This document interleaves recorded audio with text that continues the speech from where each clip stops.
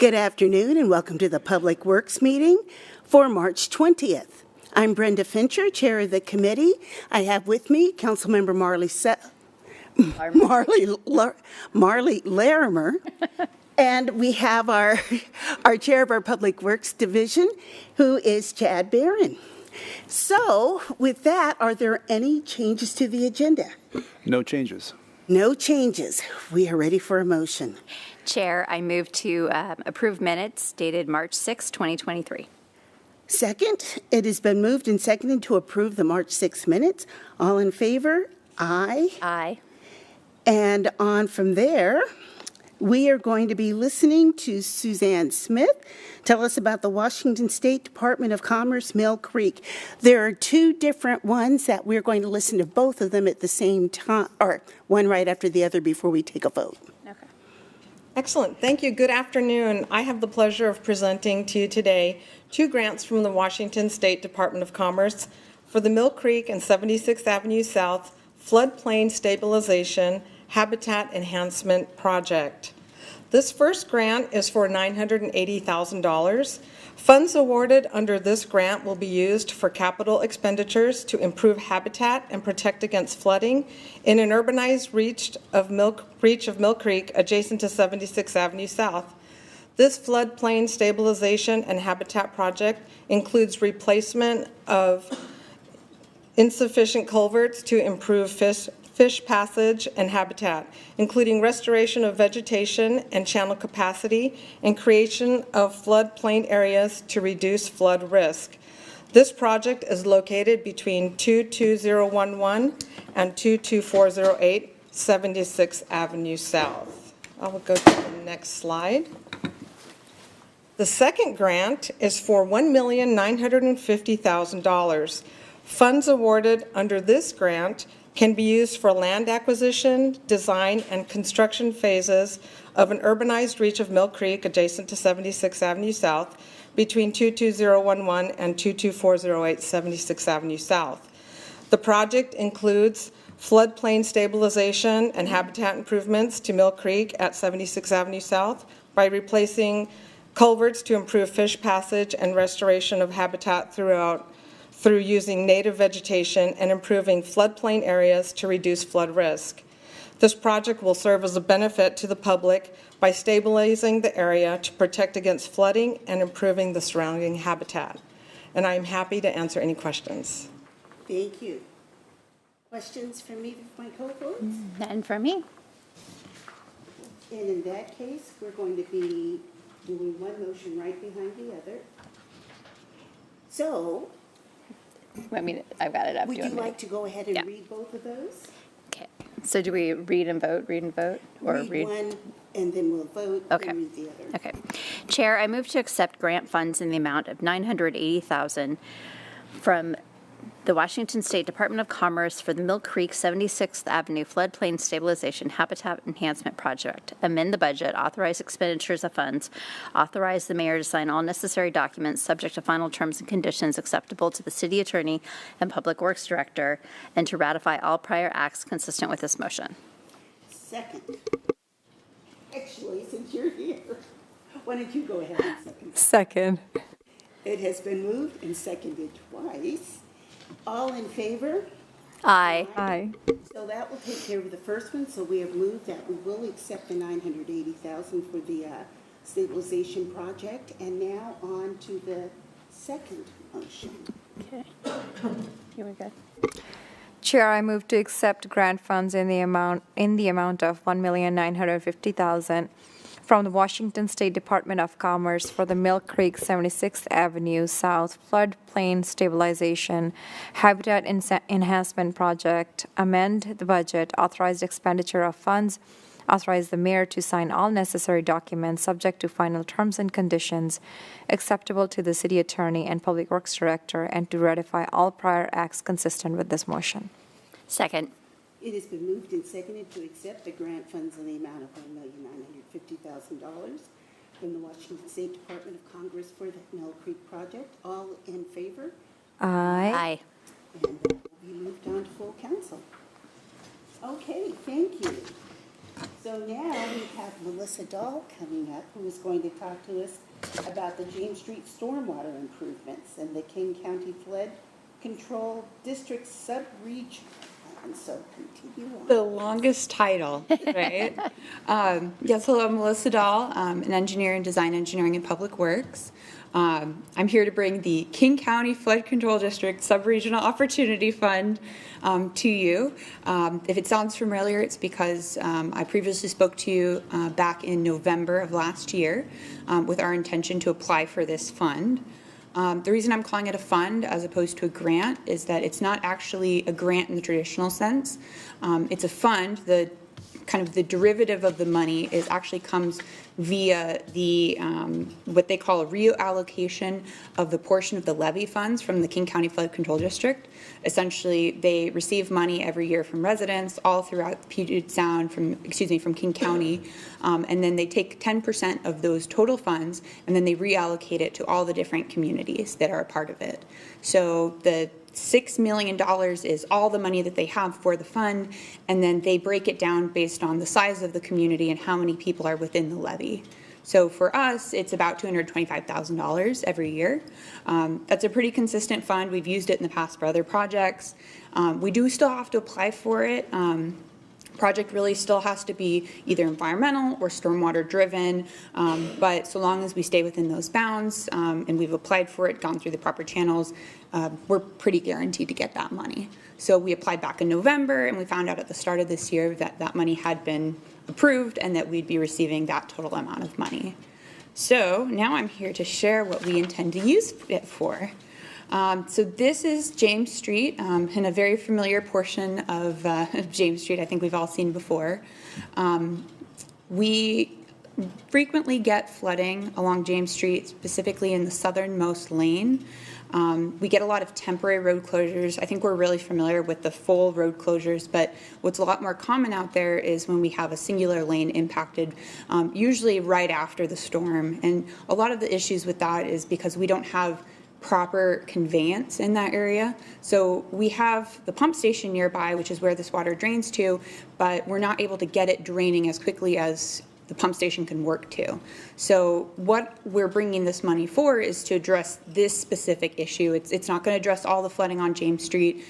This is a piece of that overall puzzle for flooding. This is seeking to address those singular lane impacts. And the reason that we didn't want to just ignore this issue is that it's an unsafe condition that we want to ensure that the public still has access to that lane, and we want to make sure that we're still addressing those issues even while we work on the larger issue at hand. And so what we're proposing to do to improve this, I'm going to walk you through what we're proposing, and I'll first start by describing what's out there right now. So underneath this nice little sketch that I've put together, there is a singular catch basin right here. The singular catch basin feeds into what we call the trunk line in the middle of the street. That trunk line, or that pipe that comes in off the catch basin is about a 12-inch pipe. It feeds into the trunk line, which is the green line there. That's the current line. That's a 24-inch pipe. And that 24-inch pipe goes up the hill, goes eastbound, and actually ends up connecting into the pump station, and then eventually pumps the water out of the area. So we realized we had a conveyance issue. We needed to get as much conveyance and capacity. We needed to get as much room to hold the water and then get it out of the immediate area. And so we've proposed to instead put in 3 catch basins in that same footprint. So these rectangular, or these squares, these yellow squares, are the 3 new proposed catch basins that we have. And so we would have them set up in series, so they'd be right next to each other on the sidewalk edge, and they would all feed into the middle one. And then the middle one would end up going into a manhole that's in the middle of the street.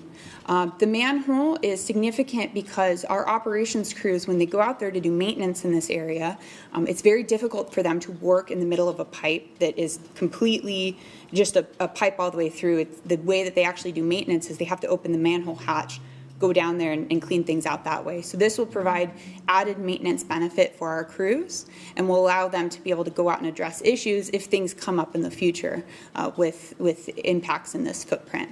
So essentially the new project would be 3 catch basins, upsized pipes, a new manhole in the middle of the street, and all of that would feed to the pump station.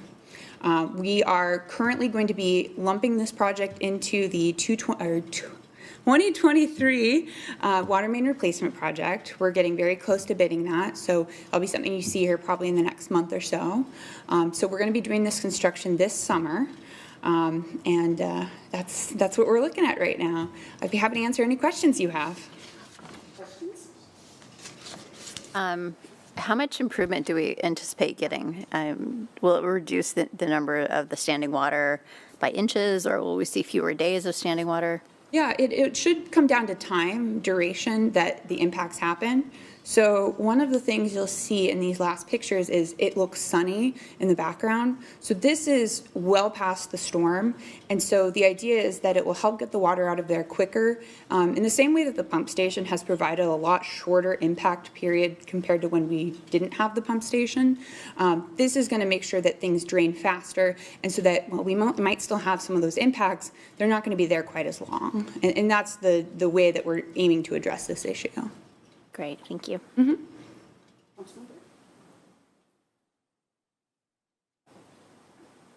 Thank you, Melissa. Is that enough funding for that? You know, we're in kind of a, I can't guarantee it offhand. We do expect that if we need to have a little bit more money, that would come out of the drainage fund. That's something that we've planned for. That's something that we've prepared for. The nice part about us bundling this with the 2023 water main replacement project is that we're likely to get smaller bids because we're lumping it in with another project. So we don't have to worry about necessarily having multiple mobilizations. We don't have to have a contractor that comes in with a smaller project. We tend to get better bids when we have larger projects. So in a way, it's going to help us in that regard. But in terms of dollars, I wouldn't be surprised if we do have to dip into drainage a little bit. Thank you. Mm-hmm. And this is one more of the pegs that we have to fill in order to get the road so that eventually we can cut the flooding. Once we get everything done, having to continue before we can see a great improvement. Director. Yeah, I think that one of the things that this improvement will help out on the maintenance side, because the guys have to come in now. There's one catch basin out there, and when it gets clogged up with debris, they've got to come out and take care of it, as opposed to three. So a little bit of resiliency there.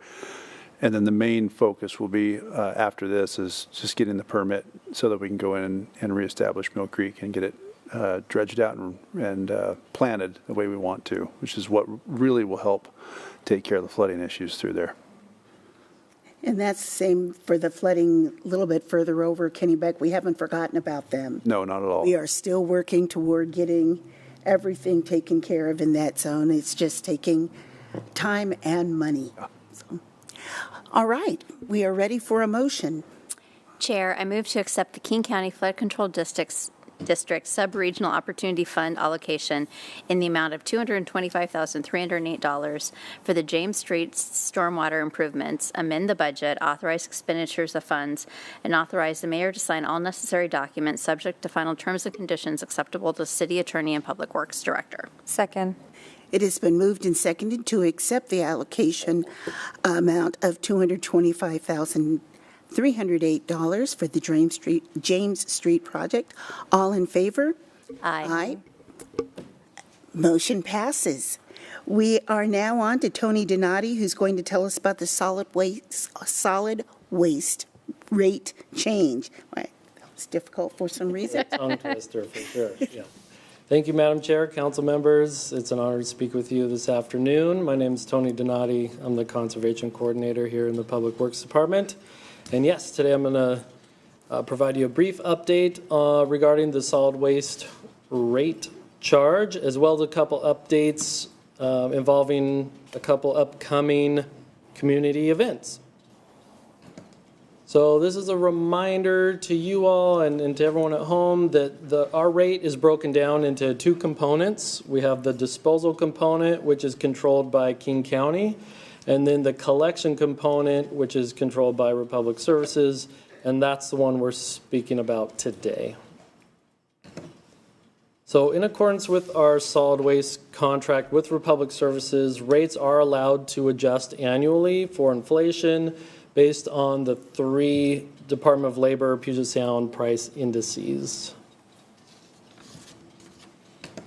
And on April 1st, both residents and businesses should expect to see a slight increase to their garbage rates. Specifically, a resident with a 32-gallon cart will see an increase of $1.30 per month before taxes and fees.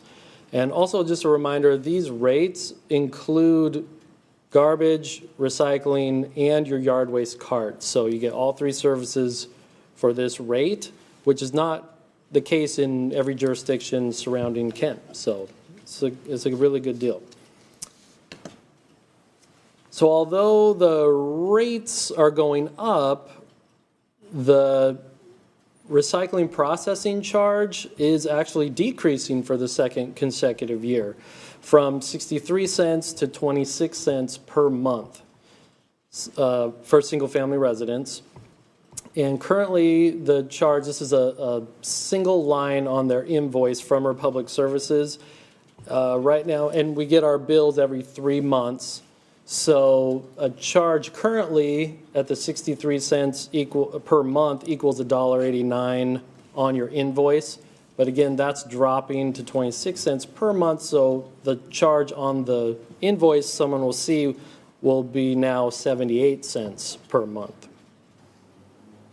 And that's a lot, but all the details of the rates can be found on the Republic Services website as well as the city's website. People can certainly reach out to either myself directly or Republic Services with any specific questions. And are there questions about the rates? Council members? No? Pretty straightforward. Hey, Tony, thank you. What is the reason for the, I don't remember, recycling processing fee going down 2nd year in a row? Oh, yeah. So the surcharge, as we call it, the processing charge, is dependent on recyclable commodities for recyclables. So how much Republic is getting for clean recyclables, how much the commodity is for cardboard, for plastics, for glass, for aluminum, steel. So so it's dependent on those commodity values going up and down. So would you say they're able to sell their commodities for more right now, which decreases the cost to our resident? Thank you. Correct. Yes. Yeah, this is a provision that was in the original contract and was exercised by, a request was made by Republic about 4 years ago. Was it 2019? 2019. When council authorized the processing charge. And it was largely due to the China sword issue that had come through with the softening of the plastics market. And so some of that has come back, some of the markets for plastics. And then as Tony already mentioned, cardboard and other recyclables, those markets have rebounded. And therefore, that processing charge or the request for it has gone down in a commensurate manner. Yep. Anything else? Okay. Great. Well, if I may, I just want to squeeze in to let everyone know about the upcoming spring curbside cleanup event. This is happening. This is all a part of our rates that I just showed you. It's already worked in there. So we have 2 of these per year, each spring in April and then in the fall in November. And so coming up here between April 3rd and the 14th on your regular yard waste collection day, single-family residents can place up to 10 units of garbage and yard debris at the curb at no additional cost. Now, we're not talking about, appliances or couches, bulky items, just any material that can fit into a can or a bag. You're allowed up to 10 units of garbage and yard waste. So this is a really cool opportunity.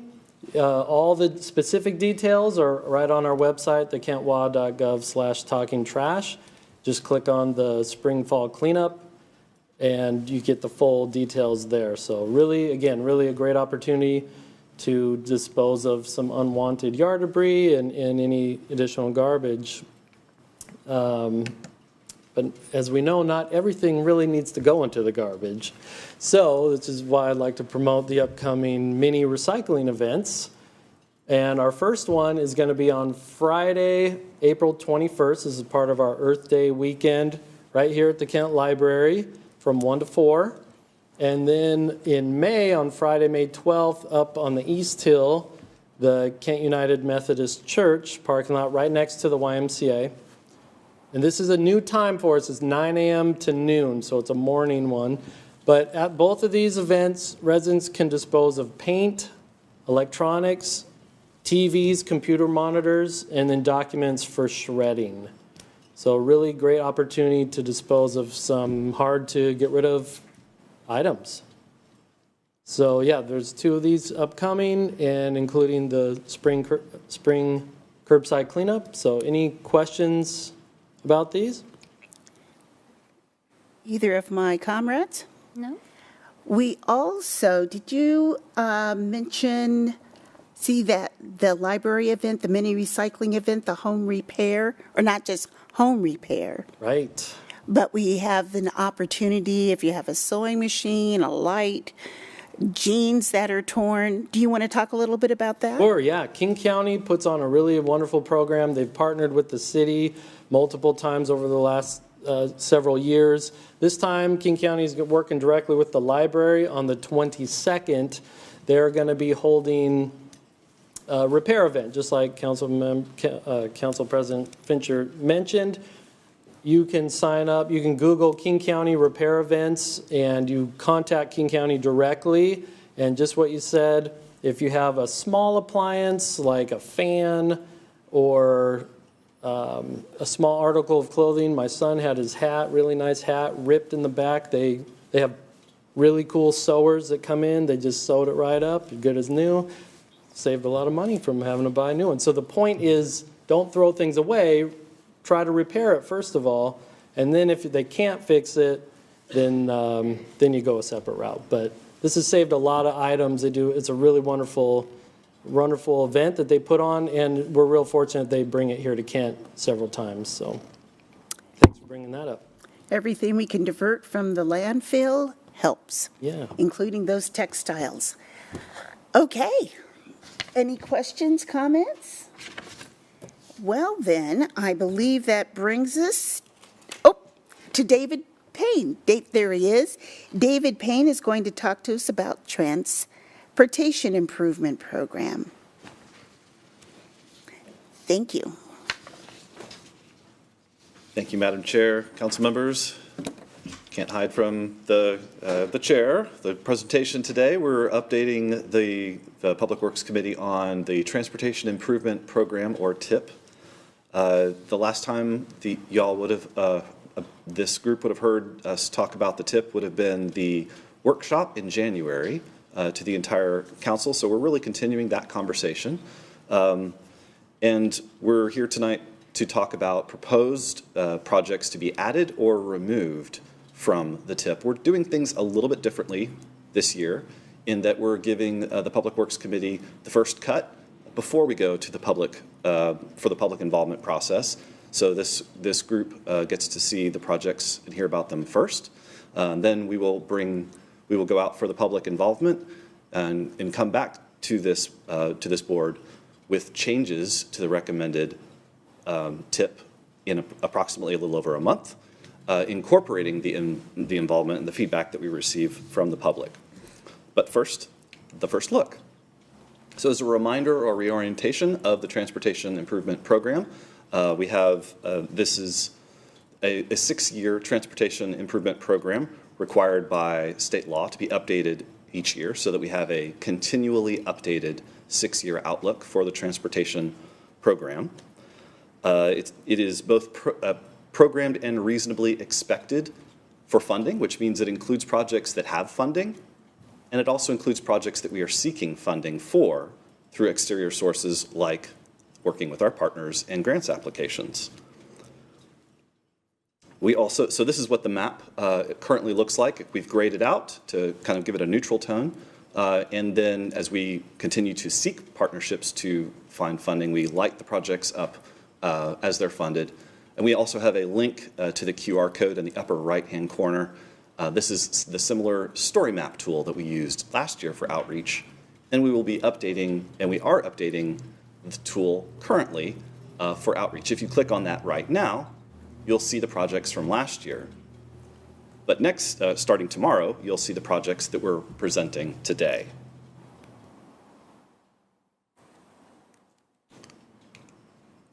So as a reminder of where we are, or a summary of where we are in the TIP update process in January, in addition to the City Council workshop, we had briefings and nominations with our stakeholders, which I'll mention in just a moment. And we had conversations about transportation with our partners, asked how are we doing, and accepted nominations for additional projects to advance projects from the Transportation Master Plan into the TIP window. We took those nominations in February. We went back and did our homework, updating the story map, and through the conversations, now have a draft list of projects to recommend to be proposed to be added. And then here we are in March, where we're going to be beginning the public involvement and feedback phase.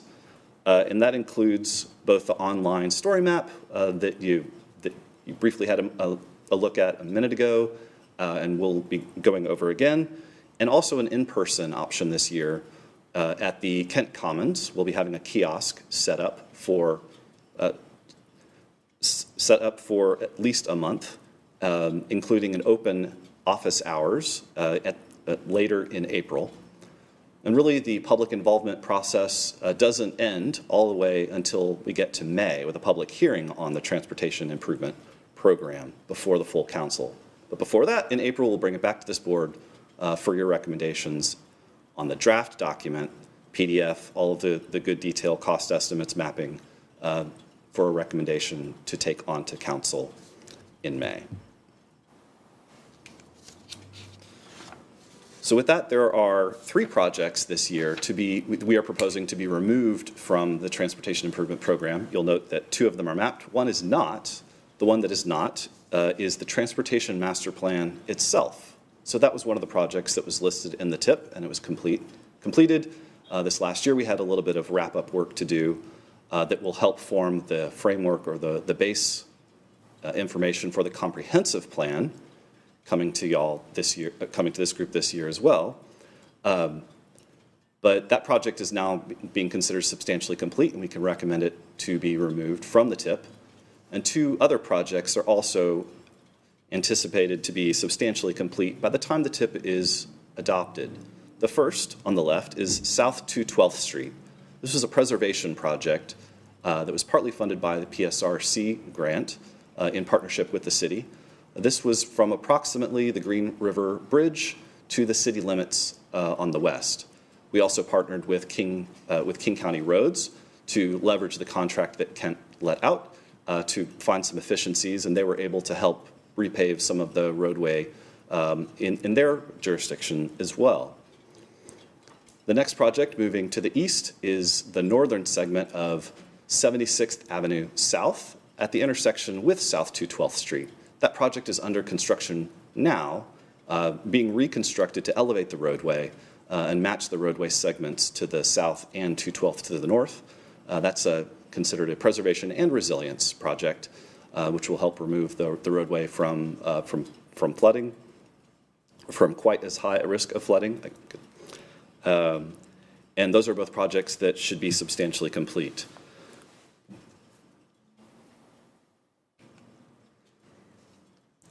Next, moving on to the projects that we're proposing to be added to the TIP, I want to talk a little bit again about the process that we used to recommend the projects to be added or to be moved from the transportation plan, the 20-year plan, into the 6-year horizon. So we talked in January at the committee, or at the council workshop, about really highlighting the importance of the Transportation Master Plan, the goals in the plan, and the grants process in really accelerating the delivery of projects in the transportation network. and how those overlap to be competitive, to make projects more competitive for the grants process. So on the left were some of the considerations of the emphasis of the TMP and the Transportation Improvement Program. Those were emphases on safety, equity, connections, and partnerships. So going through those, really, those are some of the items and the considerations we also emphasized when coordinating with our partners for the nominations in January. So going over those again, what we mean when we are saying those in this context, safety. All of the projects that we do through our engineering group are done with the lens of safety, and all the projects that we do improve safety on the roadway, on the transportation network. However, in this context, we're really meaning the local road safety plan, and it's one of the new ingredients that we have for prioritizing projects, and it also is one of the plan elements and analyses that the city has that makes our projects more competitive, all else being held equal.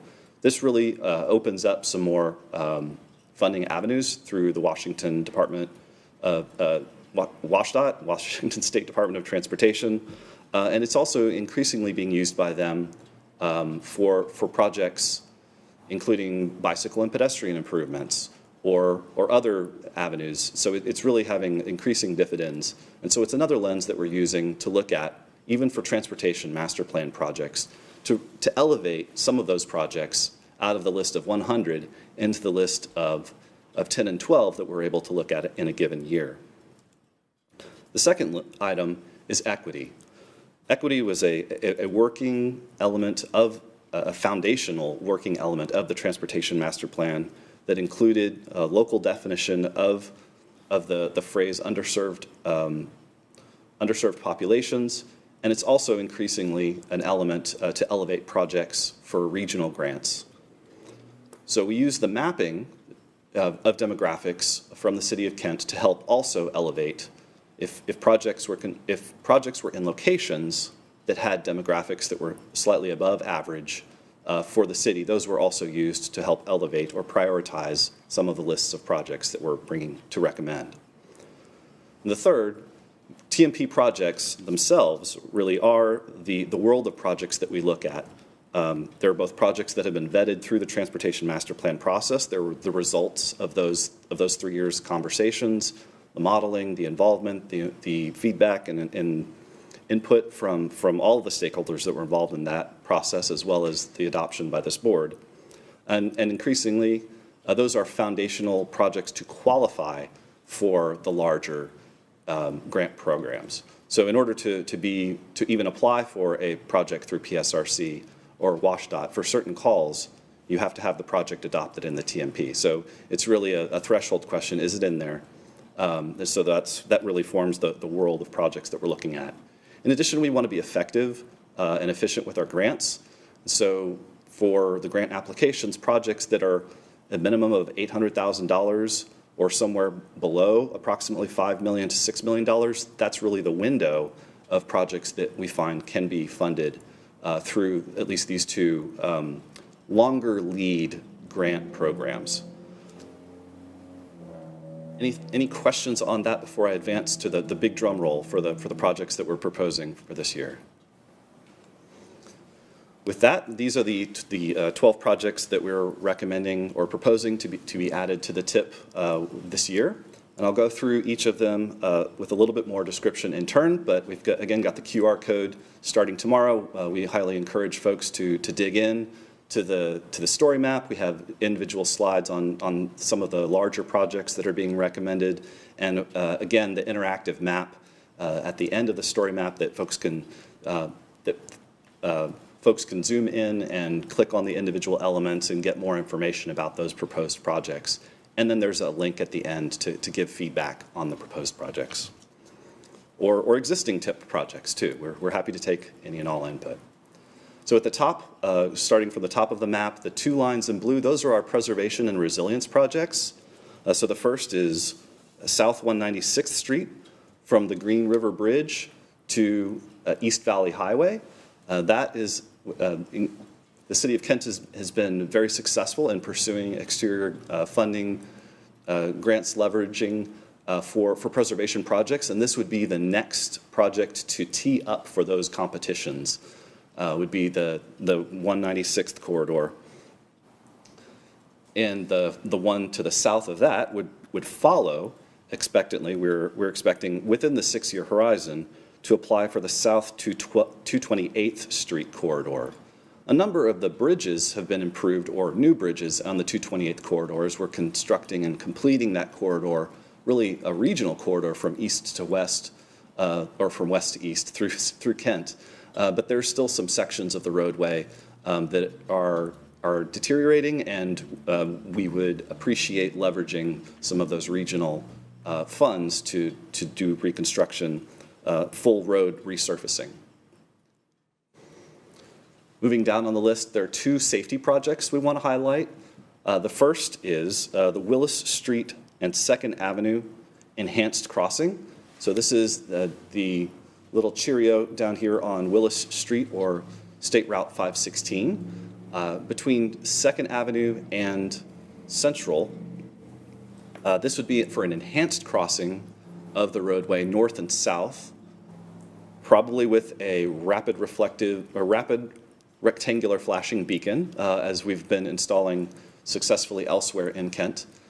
That would be paired with a road diet, which is a result of the local road recommendation of the analysis done in the local road safety plan for that location. It will add space or buffer between the sidewalks and the travel lanes, as well as create space for a median refuge so that pedestrians and people on bikes can cross with more visibility and more comfort at that location.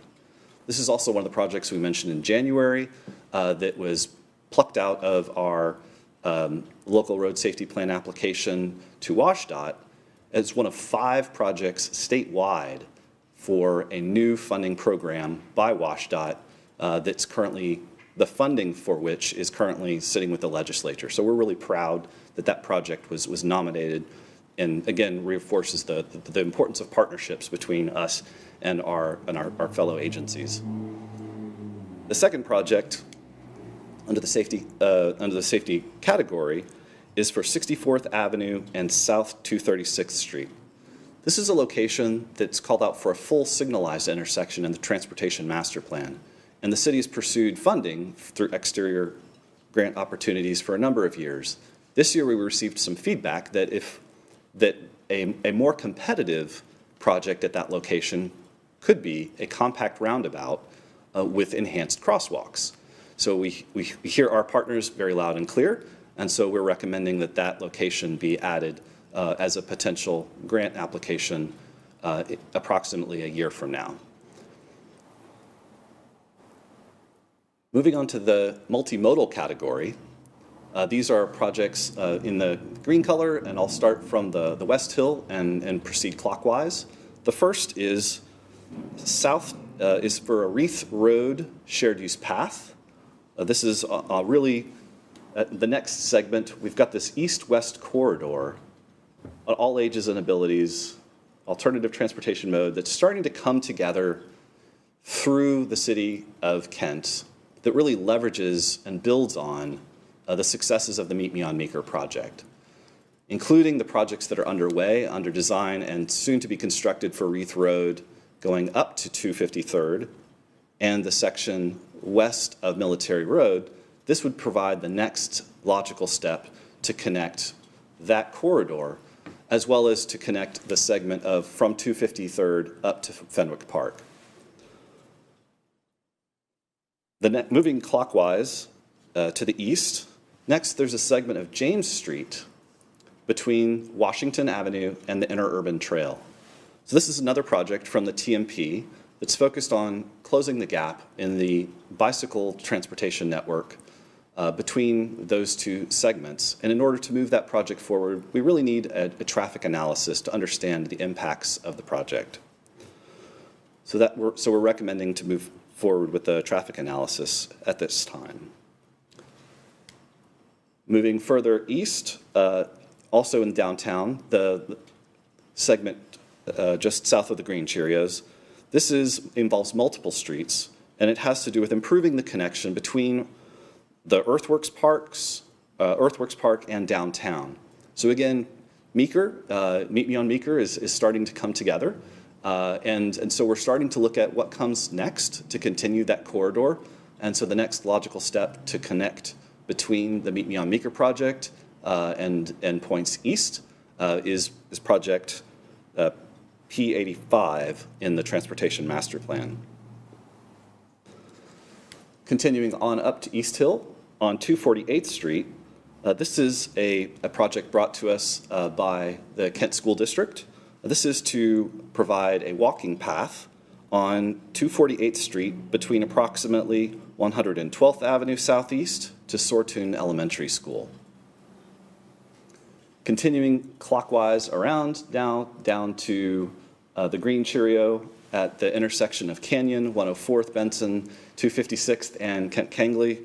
This is a project also from the Transportation Master Plan.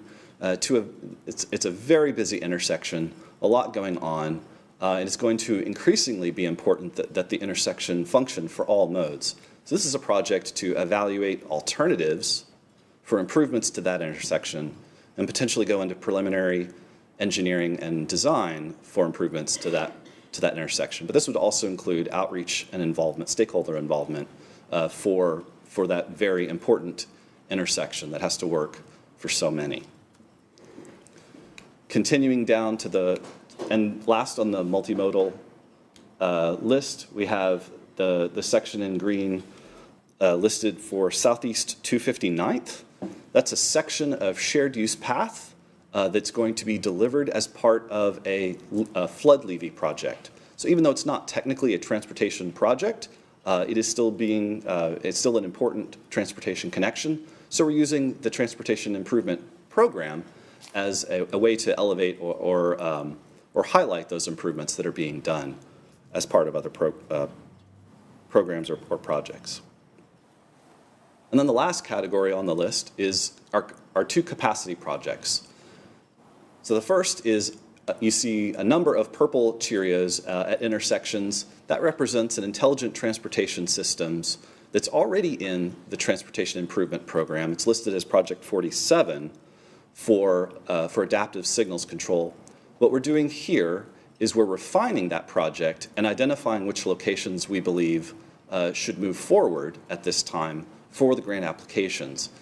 Why are we doing that now and with this specificity? There's really a couple of things happening. The first is that King County Metro has just completed a feasibility study as part of one of their routes for increased frequency, increasing speed and reliability. And they've identified, historically they've identified that the corridor going through Kent east-west in this location is one of their highest delay corridors for transit service. So really any improvements that they can make have a marked improvement on transit ridership and improves the level of service that they're able to provide.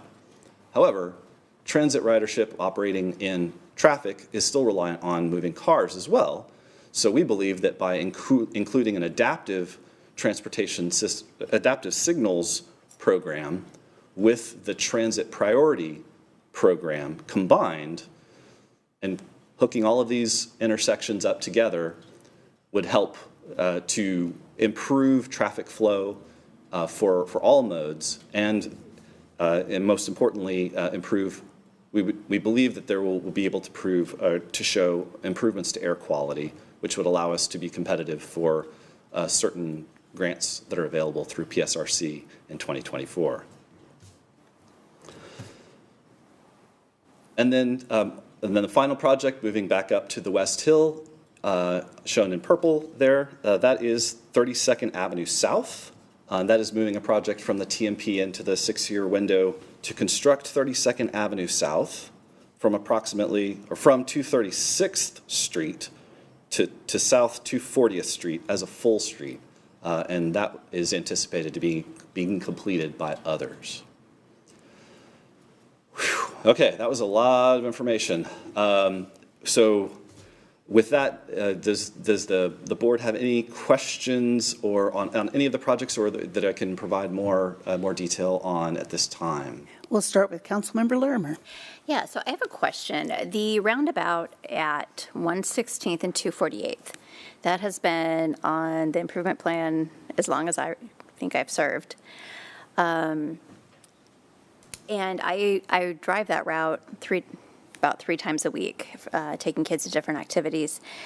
I continually see children and young people, oftentimes dressed in dark colors in the evening, walking on a 2 to 3 foot strip of grass along that road.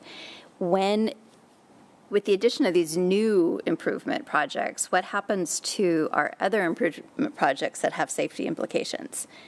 So I believe that project is currently in the TIP, and which means it is eligible. It is one of the projects that we are currently looking for exterior funding to leverage.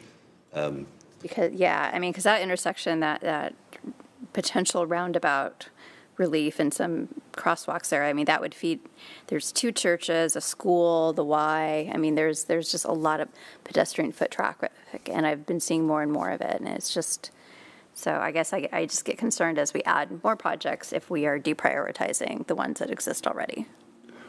If I could add to that, I wouldn't say we're deprioritizing as much as we add to the list when we're seeing potential advantages to adding projects that might be in the money with regard to grants and grant funding from various sources. So 248th, 116th, been high on the radar for a number of years. We all want to get it built, but it hasn't been able to fit into a category that would have it place well with outside funding. So it's not that we don't pay attention to it, it's just that we widen our net with regard to grant funding opportunities when we add to the list. Okay. Someday. Yeah, yeah. I'd like to see that built. Councilmember Core? The same type situation. I think that up at Reith Road and Military is a great location for a roundabout. But the same type thing, being able to find funding for it so it doesn't make the tip to get passed on down yet, but hopefully not forgotten. I had a question, though. 259th, 260th, right there where the streets come together, there's the crosswalk there, and I think that I still think that we need some flashing beacons again when it's dark. There's no lighting around there. People either have to wait on the sides for quite a while because they're not seen by traffic, or they're taking their life in their hands to be able to cross. And there's the traffic going back and forth because they're going from Military to and Pack Highway. But there's also the shopping center that people are going to, so they're crossing because they're going to Taqueria El Rinconcito or to Dollar Tree and Grocery Outlet, so there's traffic back and forth there. Is that one of the ones that's being considered? That's on the west side of I-5, just east of Pack Highway on 260th. That is an existing crossing that, I've spoken with Rob about, and we're taking a look at it for additional measures. So it's not, we don't see that necessarily as a transportation improvement program project as much as an item that we need to take a look at with regard to what we can do now. And then how will outreach be done? So you're coming to us first. How will outreach be done, and will it include translation? So we have 2 primary outreach avenues this year that we're proposing. The first is an online or virtual outreach, which includes the story map viewer that we used in prior years, as well as opportunities for feedback that way. We will be having an in-person opportunity with kiosks set up for at least 4 weeks, if not longer, at the Kent Commons. So those will be kiosks that will be just inside as you walk inside and look to your left. They'll have print materials that folks can passively take in the similar information to what's online. We'll have an office hours either on the 20th or the 21st, Thursday and Friday of April, where we'll have staff available to answer questions.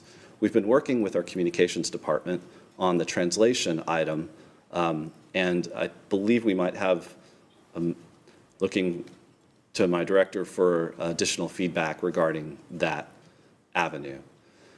In addition to those Transportation Improvement Program specific outreach items, we will have another presentation to this board in April, as well as the public hearing on May 16th before the full council for input and feedback, and all of those are available avenues for input. Okay. And I heard you mention those during the presentation, and my concern is that we're going to be missing still a good swath of the population who's not going into Kent Commons. I know we've used the story map before with some success. How successful were we in reaching some of our immigrant populations? Do you have any idea? I know that when we went through the Transportation Master Plan and we did a number of outreach activities, and that was pre-David, we had April was successful in reaching out and connecting with a number of people at the libraries and various places. I don't know if we have raw numbers on that, though. I think that she was more busy connecting with folks and taking comments and trying to get back to folks with responses to those comments, but I don't know that we had proportions of people with various languages or locations that we kept statistics on. Although, going forward, we are needing to do that with regard to our Title VI compliance, which is something that we're working with the mayor's office on with our Title VI coordinator, and is a requirement for our federal funding. So we should have numbers going into the future. Okay, and I remember that because she actually went to where people were also instead of relying on them to come to us. So, okay, well, we'll keep an eye on that. Thank you very much. Thank you. So just to summarize, the purpose of tonight's presentation was really to give a first cut look. So we appreciate all of the input that y'all have provided, and we've written down the project locations and names, ideas to carry forward. We'll be taking that input through April and May, bringing it back, and ultimately a public hearing on May 16th. Thank you all very much for your time. Thank you. With that, I believe that brings us to the end of our agenda, unless there's anything else for the good of the order. Meeting is adjourned. Thank you very much. Thank you.